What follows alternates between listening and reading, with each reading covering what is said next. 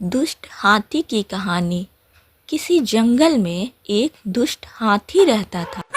उसे गीदड़ों को मारने में बड़ा आनंद आता था। हाथी ने कहा, हा हा हा, मैं इस जंगल का सबसे विशाल जानवर हूँ और मुझे कोई नहीं हरा सकता।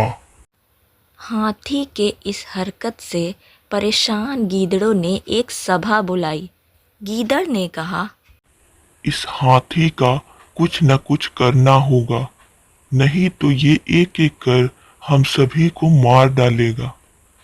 आप सही कह रहे हो, हमें कुछ न कुछ करना चाहिए, लेकिन हम इतने छोटे प्राणी हैं, हाथी इतना विशाल जानवर, हम उससे कैसे लड़ सकते हैं?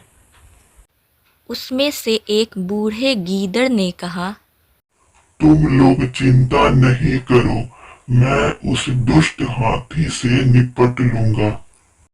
नहीं दादाजी, आप ऐसा नहीं करें, वो आपको भी मार डालेगा।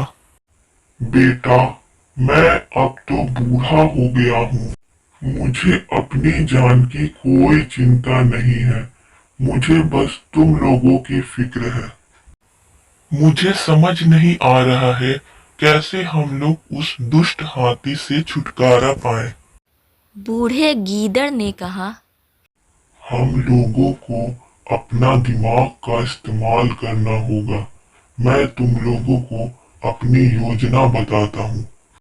बूढ़े गीदड़ ने अपनी योजना रखी, जिसे सबने स्वीकार कर लिया।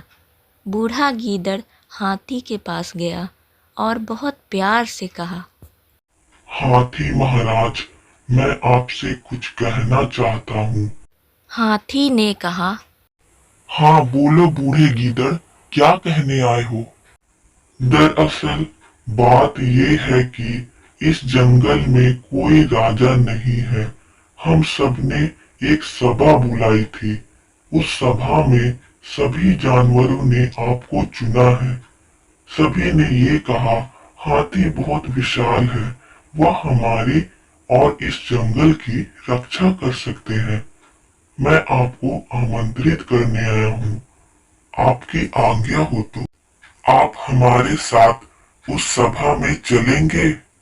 हाथी ये सब सुनकर बहुत खुश हुआ और बोला। हाँ जरूर मैं चलूंगा। बूढ़े गीदड़ ने पहले ही सबको बता दिया था कि दुष्ट हाथी को दलदल में गिराना है। गीदड़ ने दलदल के ऊपर सूखे पत्ते रख दिए थे कि हाथी को पता ना चले कि वहाँ दलदल है। हाथी चलते चलते उस दलदल में जा गिरा। हाथी ने कहा, बूढ़े गीदड़, मुझे इस दलदल से निकालो, मैं इसमें गिर गया हूँ, मेरी जान बचाओ।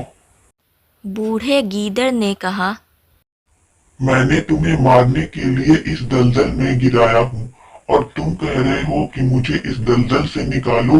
मैं नहीं निकालूंगा। तुमने हमें बहुत परेशान किया है, अब हम लोग तुम्हें नहीं छोड़ेंगे।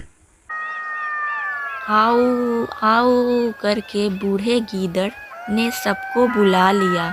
अब सबने मिलकर हाथी पर हमला कर दिया। अंत में दुष्ट हाथी मर गया।